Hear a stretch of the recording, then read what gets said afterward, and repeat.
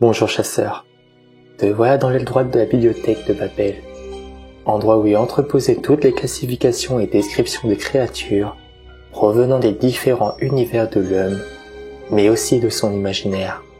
J'ai reçu ta cassette audio à moitié prise dans la glace, et je me suis donc empressé de réunir les fameuses informations qui te seront utiles pour ta chasse. Qui est-il? Que veut-il? De quoi est-il capable? Aujourd'hui, penchons-nous sur la créature qui se cache dans les torrents de vent enneigés, le dénommé Ithaka.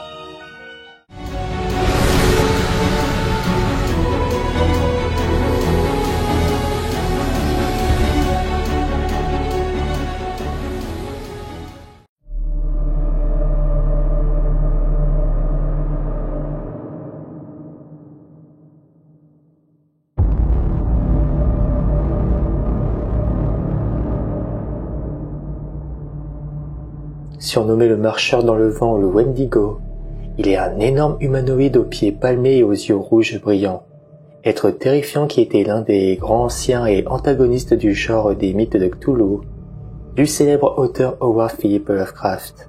Il avait été signalé d'aussi loin que je me souvienne, au nord de l'Arctique jusqu'au sous-Arctique, où les Amérindiens l'avaient rencontré pour la première fois. On pensait alors qu'il rôdait dans les déchets de l'Arctique, traquant les voyageurs imprudents afin de les tuer d'une manière horrible. Le culte d'Ithaka était petit, mais il était très redouté dans le Grand Nord. Les habitants craintifs de la Sibérie, du Canada et de l'Alaska laissaient des sacrifices réguliers à cette créature redoutable, non pas comme des actes d'obéissance, mais plutôt dans un effort pour apaiser la bête, laissant à ceux qui rejoignaient son culte bénéficier d'une immunité aux températures extrêmement froides. Ithaka figure en bonne place dans la série Titus Crow Mythos de Brian Lumley, car tous ceux qui l'attrapaient étaient entraînés vers la véritable patrie d'Ithaka, la planète de glace de Boréa, pour grossir son groupe grandissant d'adorateurs. Son monde étant une friche arctique glaciale, toute la surface de Boréa étant recouverte de couches de glace apparemment sans fin. Située dans une dimension différente de la vôtre et orbitant par un certain nombre de lunes, dont plusieurs contenaient des habitats souterrains. À l'origine de la prison du grand ancien Ithaka, tenu en servitude par les anciens dieux et leur spawn star, une fois qu'il s'était libéré, il avait entrepris d'y établir sa maison. Marchant entre les mondes, Ithaka avait donc commencé à kidnapper des humains du cercle polaire arctique et à les emmener à Boréa où il l'adorait, construisant des villes pour lui. Ithaka y habita encore jusqu'à ce jour, entouré de sa suite involontaire, s'aventurant sur Terre 1 année sur 5 pour étendre son culte. Ici-bas, il tentait de s'accoupler avec n'importe quelle femelle en insérant une graine psychique dans l'utérus qui développait sa progéniture, dans le but de créer des enfants dont les capacités dépasseraient les siennes. Il espérait qu'un jour, l'un de ses enfants l'aiderait dans son objectif de libérer les autres grands anciens et, finalement, de détruire les dieux anciens, une fois pour toutes.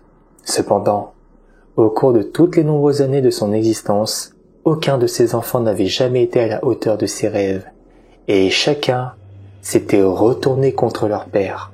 Cela dit, il était suggéré qu'Ithaka avait l'arrière-pensée de désirer une progéniture pour apaiser son amère solitude, car il était le seul de son espèce.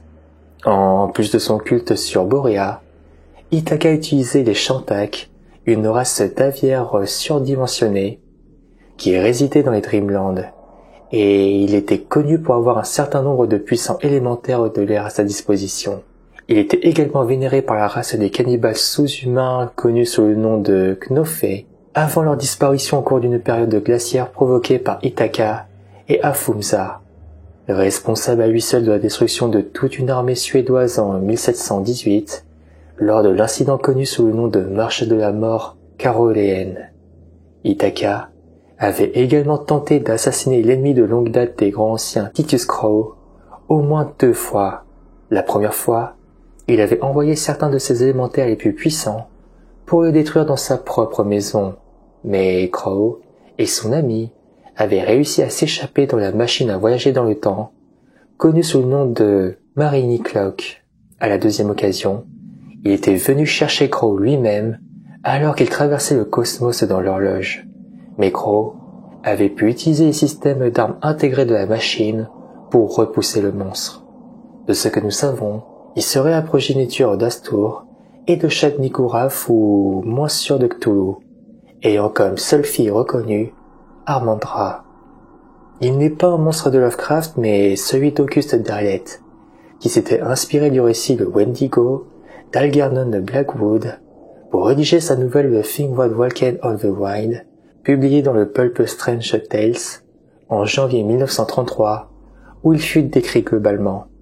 Fier de sa création, Auguste Derleth estimait légitime de rattacher Ithaca à l'œuvre d'Howard Philip Lovecraft et au récit d'autres auteurs dans le cadre d'un ensemble littéraire qu'il désignait par la suite sous le vocal Mythe de Cthulhu, ce qui inclut alors Ithaca comme un grand ancien.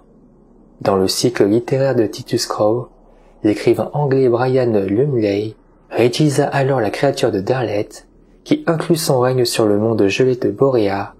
Le grand ancien Ithaca chevauchait dès lors périodiquement les vents, afin de franchir la distance qui sépare son royaume de la terre.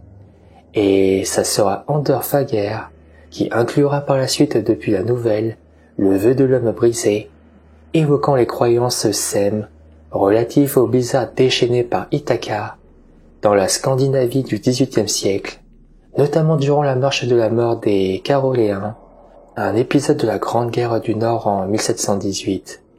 Et c'est ici que les informations se terminent. Il n'y a pas vraiment de précision exhaustive sur lui, mais le peu qui semble y être présent indique que tu pourras le trouver sur Boréa. Prends garde néanmoins à ses progénitures instables, car cela fait des années qu'il donne naissance à des monstres plus hideux que lui. Sur cet avertissement, je te laisse, en espérant que ta chasse soit prolifique. Au revoir chasseur.